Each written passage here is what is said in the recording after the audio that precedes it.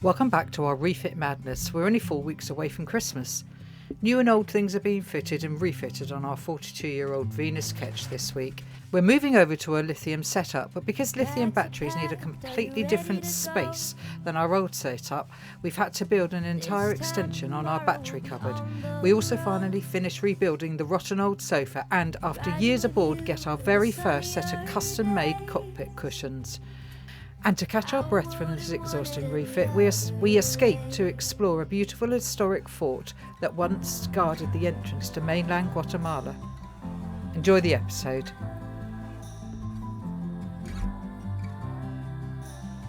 We are Steve, Annette and Gus, and after living aboard our beautiful Venus Ketch for 18 years, we have decided to do a fairly major refit whilst we are here in Guatemala.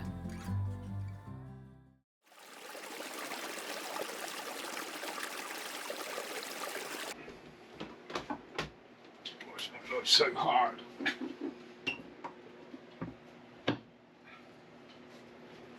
Well, we got another job starting when other jobs haven't finished, but it's just the way it is. We got Jose coming back. Jose, our woodworker, and one of the jobs that we knew we needed to do was we brought these with us. Lithium batteries, 3 of them. And they don't fit where we want to put them. So Jose is going to work his magic on these doors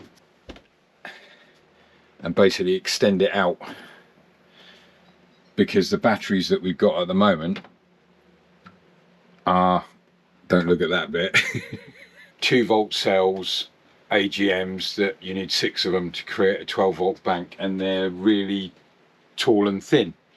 These ones don't fit in the hole that these ones, so we need to, I came up with the idea, and because he's such a good woodworking wizard, we're going to extend this out, and it will still fit behind the companionway steps, and then he's going to redo some kind of vent on the front as well. The 3 batteries will sit in like that, long ways, 1, 2, 3. And then the space that we gain above is where I'll put the kind of the bits that join to it. The control. The what bits, Steve? Well, they're the control bit. I don't know what they're called. They're links. The MPPT things. No. You see, that's where there's a danger. Okay. Of you learning acronyms that you don't understand. Okay. No, it's when you take the power from the batteries, it's got to go to something with fuses. Oh, buzz bars. Well, you're getting there. It's the Victron stuff that I keep getting out and going with, and then putting it back away again. It's because I'm trying to visualise and multitask. I think you'd call it multitasking. My head is full of various different things. Jose's coming today, and I'm just getting the batteries out so that he can get an absolute measurement, so that we don't want it. It's a bit like Goldilocks. We want it the right size. We don't want it too big. We don't want it too small. We want it just the right size to make it snug, so that when we're out sailing, they're not getting flicked about.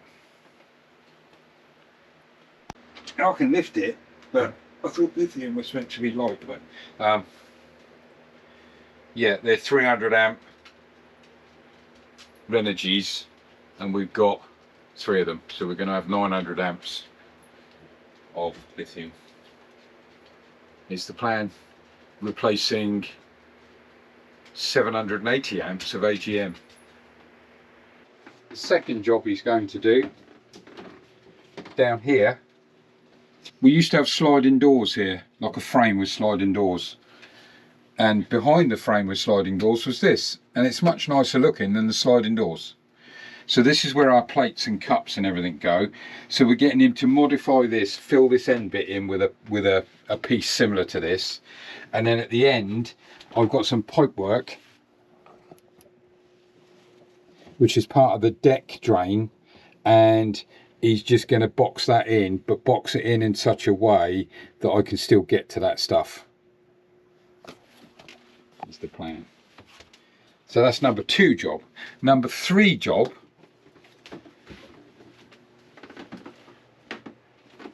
is above the fridge. Now, eagle-eyed viewers will have noticed that normally this is where we have a crisp mounting. The crisp mounting is actually in a bag at the moment, but this is all a bit like whatever. So he's going to modify this and put a nice big fiddle edge on this round here to neaten it all up. So yeah, that's his number 3 job. So he's going to remove these grills because they're not needed. What happened was the old fridge, the compressor for the old fridge used to sit on top of it. So it needed these air vents, which is skanky. So he's going to remove those, put a panel in there to cover it up, and he's going to put a nice, thick, deep fiddle edge, raised fiddle edge there, about 3 inches deep, I think it's going to be, around there. So it'll still be somewhere where we can store...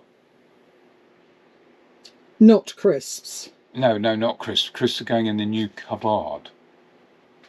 Ven, hagamos un moldecito aquí.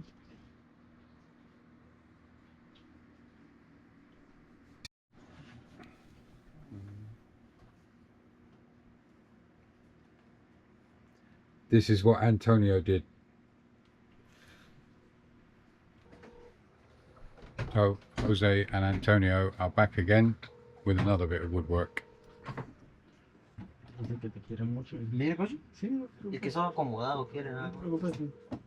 What Jose does is he'll template what he's going to make and then actually builds it off site. When he's happy with it, he'll then bring it back to fit it.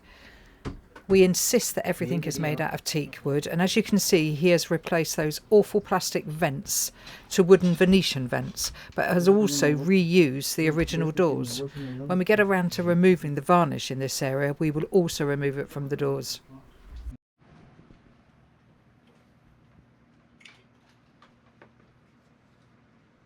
Now they know at fully fits, they are securing it on all 4 sides to make sure it cannot move when the batteries are installed. If you're interested in real-time updates on what we're doing with the refit and whilst we're living in Guatemala, you could pop over to our Patreon page and see if there's a tier that suits you. We are super happy with the end result of the extension to our battery cupboard. We won't be installing the lithiums until probably early next year, but at least now we're ready.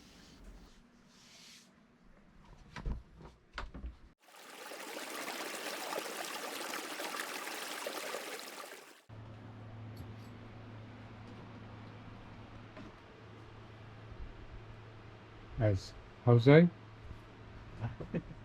and Arturo? Antonio. Living aboard a boat is no different than living in a house. Things do wear out. Our old sofa area was rotten in places, so we made the decision to replace it like the other new sofa area. As with other jobs, Jose had already been in to measure up. This was him returning to fit what he had already made. Day 54. Jose and Antonio putting the sofa back together. Man, this is day 3, I think. This also included a back section because water ingress had rotted out the old one. They have also reused the front edging of the sofa, which holds the cushions in, because that is solid teak and not damaged.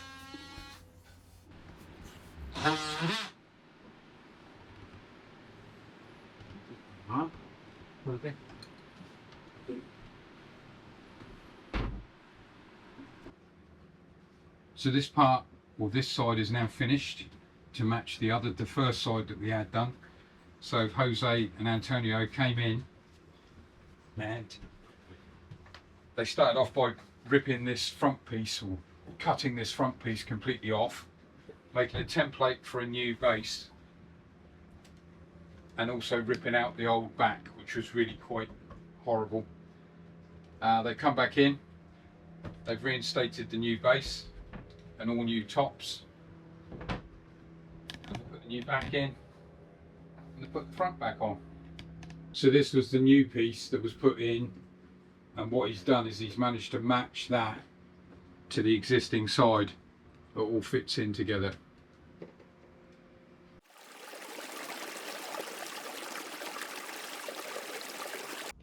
So I'm off to the workshop here.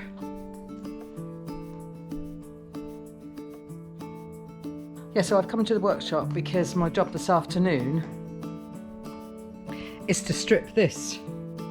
This is our very tiny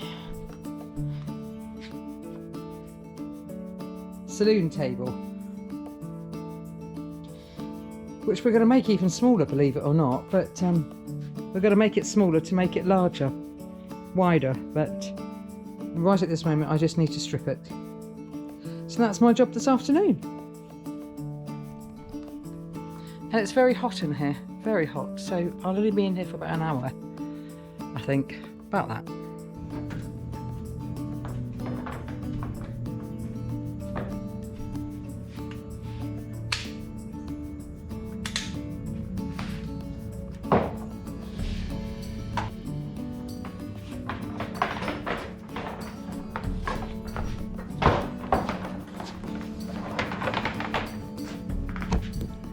It was working a few minutes ago.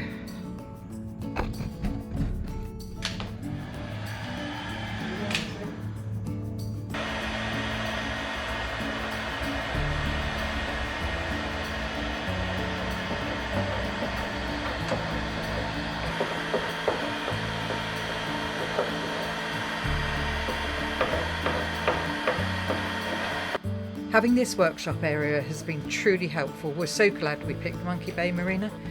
It may have a million mosquitoes in it later in the day, but we are in the jungle, and at times like this, it's fine. Wow, this piece of wood is beautiful, absolutely beautiful. I understand what Steve means now by old teak.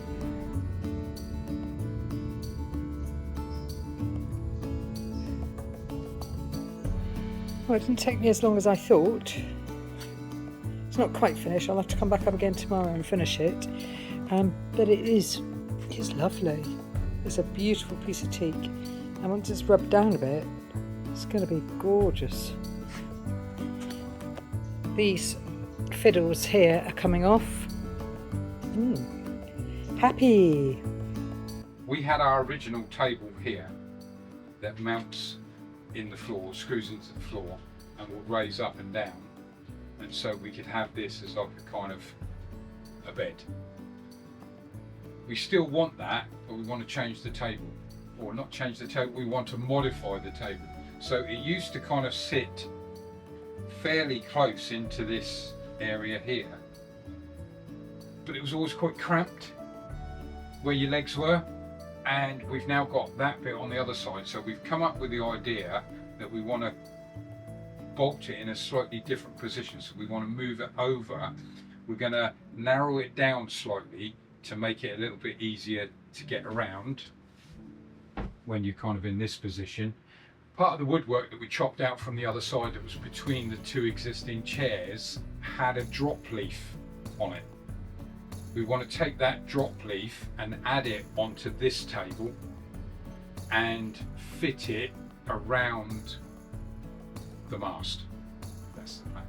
So it's going to mean cutting into the table so that it sits further forward, and then the drop leaf's on the other side, so that when you're sat on the new sofa with the table up, we'll be able to sit more people around the table. And also for Annette working on a computer, or any of us working on a computer, we can sit on that other side with the table up in front. We've come up with that idea, but if you've got another idea, or you've got a suggestion, or you've got a table that fits around a mast, send us a picture, put a comment in as to what you think we ought to do. But we certainly want to make something that's more useful than it was.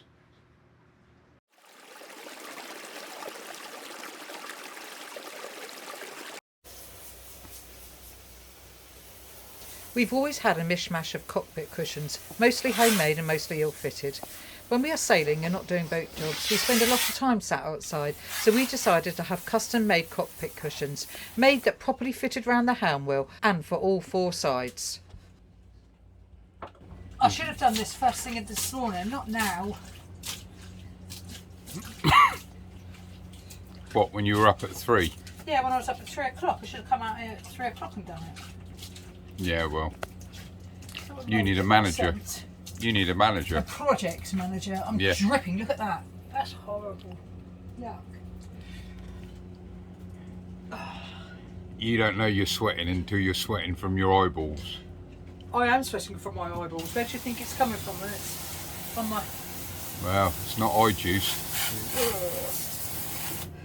It's something horrible. It's... Gus is ready to pounce, aren't you? Yeah.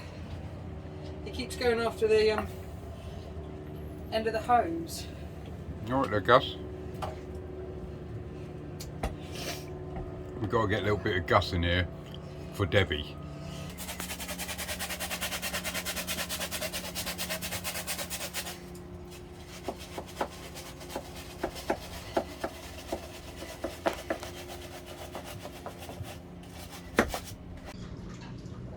Seats cleaned now, and we're just waiting for Neri to turn up.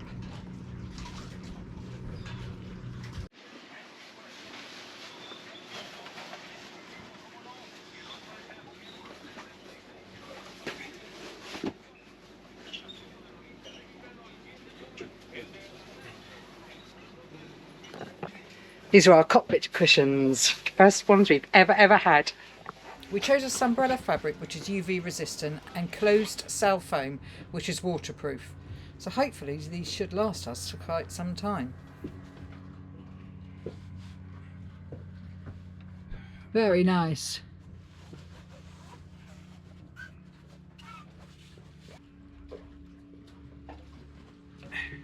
We've never had cockpit cushions before like this, fitted.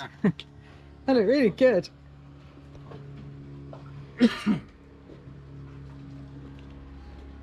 So that's it now, all done?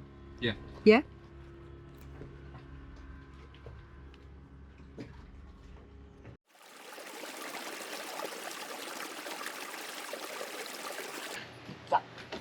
We're off to Castillo de San Felipe. Castillo de San Felipe. Felipe. Well, it'll be lucky if I last the month the way we're going. I'll keep skipping meals. I'm going to waste away. Okay, I'm just letting you know now. If I just drop, if I just collapse one day, you'll know it's lack of food. So just stick a Mars bar in me.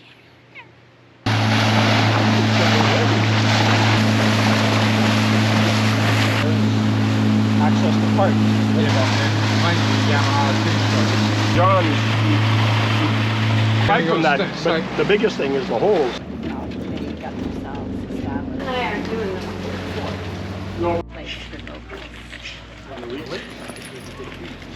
Oh, so there is a lake over.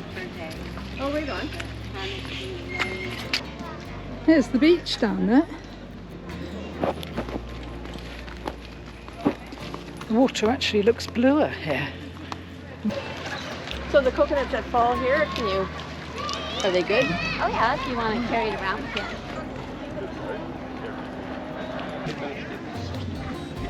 You'll be a good boy, Gus. There's an upper level, and then there's a lower level with the dungeon.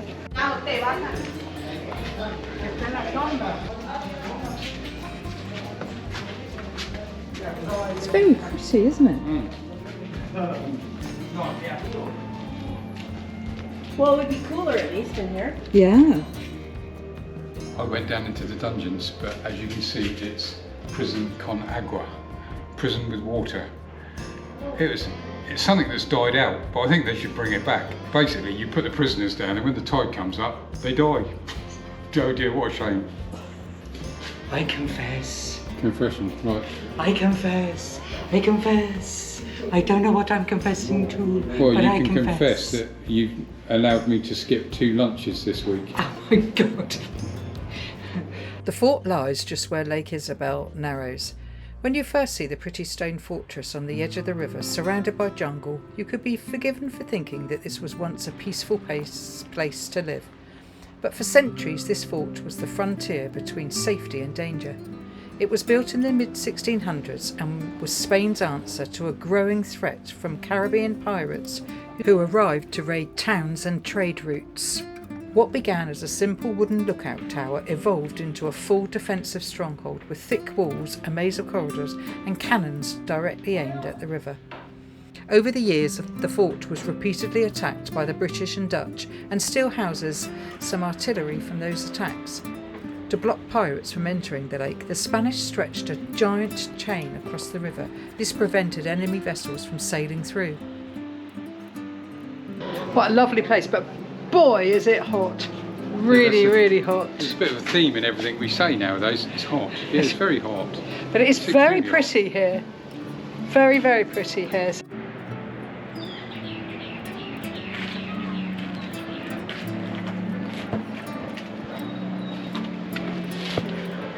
That's British cannon. Yeah? Yeah. That's George. King George. I don't know which George. George the First, George the Second.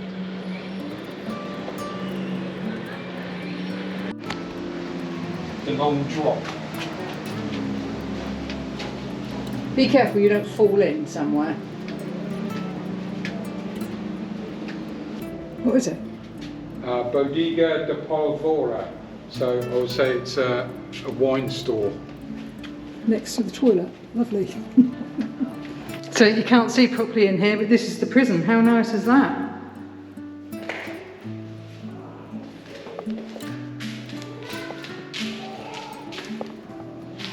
Just be able to see it says prison as well. In the 1950s, architect Ferris Rogue restored the fort, and today it stands as a National Historical Monument. You're the pirate. Oh, the pirates. You're the pirate. We've come to take our cannon back. You have a British cannon up there. Yeah, we have a British. King George. Yeah, King George, exactly. Yeah. We've come to take it back. We come for a coffee on the boat. Yeah, You must come for a coffee on the boat, you yes. can make a friend, but you have to write me your phone number. Yes. Okay, yeah. Fantastic. Thank you for coming. Thank you. Enjoy your stay. And that wraps up this week with Cordelia. Thanks for sticking with us through yet another episode of this crazy refit. But trust me, you'll want to catch the next episode. We show you just how far we've pushed through all 17 port lights. We rebuild a brand new surround for our fridge and sort out 2 small galley area holes. We also tackle a leaking nightmare in the galley as we take off one of our big winches that is destroying the new paintwork. And as if that wasn't enough, Annette ends up needing an emergency dentist.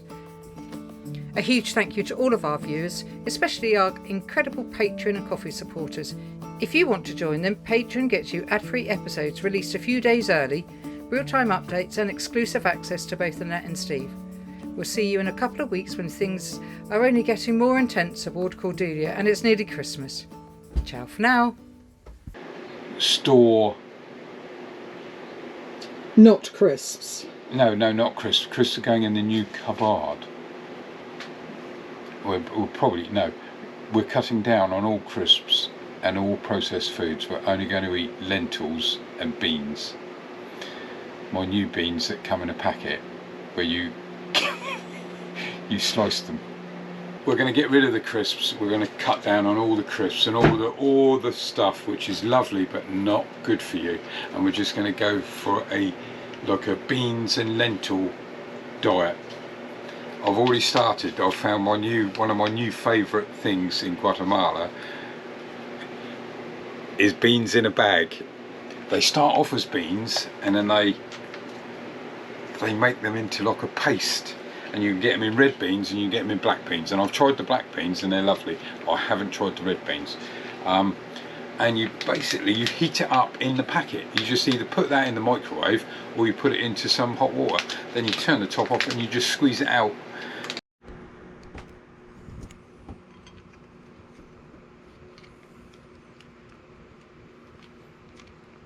It looks a little bit and let's not keen on the aesthetic of it. No, I am not, and I won't eat them. I'm sorry. I like baked beans out of a tin.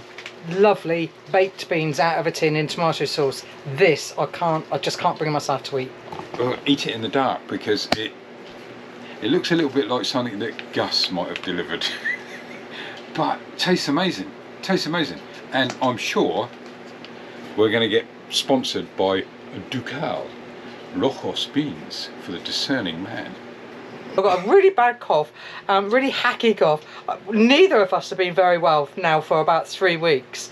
And Steve's a lot better now, and I am definitely getting better. But I've still got this hacking cough, and when he makes me laugh, that's it, I can't stop. Discerning man. Yeah, I'm a discerning man. You're a disturbed man.